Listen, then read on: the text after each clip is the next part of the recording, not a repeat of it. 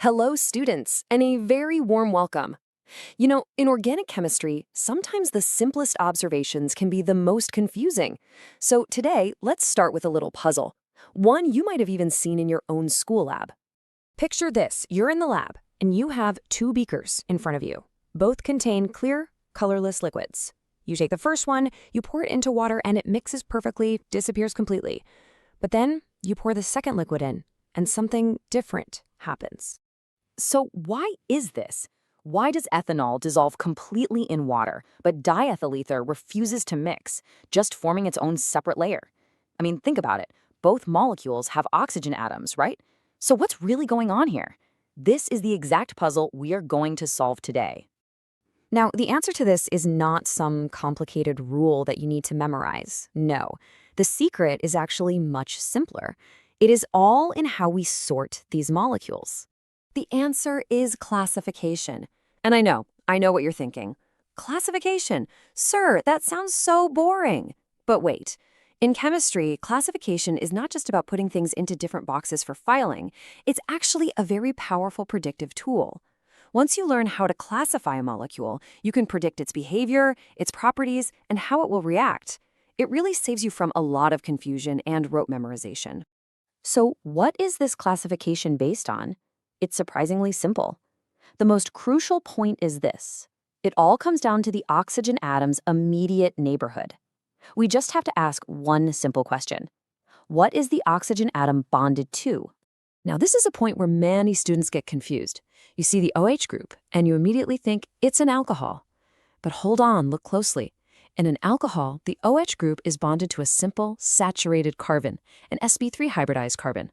But in a phenol, that same OH group is bonded directly to a special aromatic carbon inside a benzene ring, an sp2 carbon. And this one single difference changes everything. It turns a neutral molecule into an acidic one. So you see, the nature of the carbon atom is the key. To help this idea stick in your mind forever, let's use a very simple analogy. Just think of the oxygen atom as a person and its bonding environment as its workplace.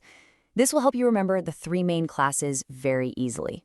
So if our oxygen person works in a normal office attached to a saturated carbon, that's an alcohol. It's quite reactive. If this person is in a special, high-energy office attached to a benzene ring, that's a phenol, which gives it special acidic properties. And if our oxygen person is like a bridge between two offices, sandwiched between two carbons, that's an ether, protected and quite unreactive. Now, why does this concept even exist? Well, it was developed to solve a very big problem, how to predict the behavior of a compound. Without it, every new structure would be a complete mystery. With classification, you see a structure, you identify it as, say, an alcohol, and instantly you know so much about it, that it can be oxidized, that it can form hydrogen bonds. It really brings a sense of order to the chaos of organic chemistry. Okay, now let's take that analogy and turn it into a solid mental image you can actually use in your exams. I want you to picture three transparent spheres, and each one reveals the personality of the oxygen atom inside. First up, the alcohol sphere. It's a simple, clear sphere. Inside, you can see the oxygen atom is bonded to a small bead which represents a saturated carbon.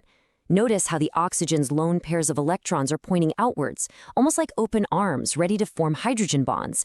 It's available and it's reactive. Next, we have the phenol sphere. This one has a faint purple glow. Now, why is it glowing? Because the oxygen atom is bonded to a carbon that is part of an aromatic ring.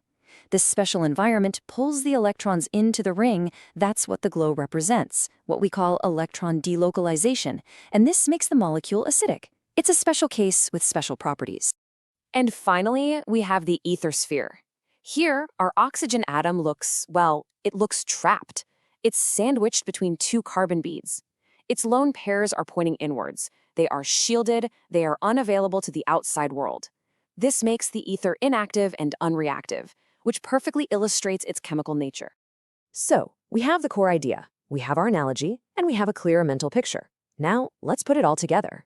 Let's go back and solve our original puzzle and see how classification works in the real world. Let's return to our starting question. Why does ethanol mix with water while diethyl ether does not? Well, now we know.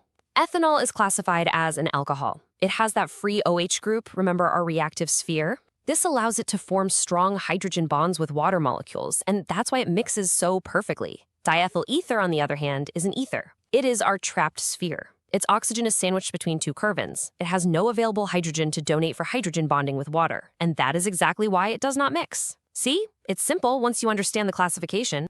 Let's take another powerful example, disinfectants. Both phenol and ethanol are used to kill germs, but because of their classification, they work in completely different ways. Phenol's acidity, which is a direct result of its aromatic ring, makes it very aggressive in destroying bacterial proteins.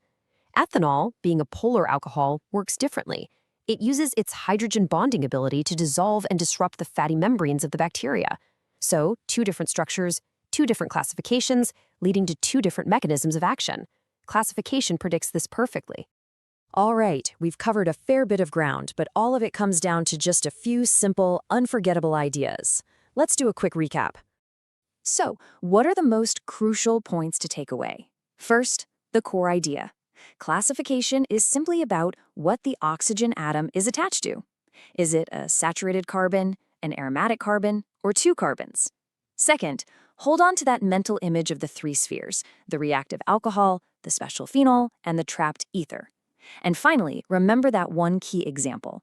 This simple idea is what explains why ethanol dissolves in water and ether does not. And that's really it. If you can just remember that one core idea, that one mental picture, and that one key example, I promise you, this topic will feel so much lighter and much more logical. Thank you for joining me today.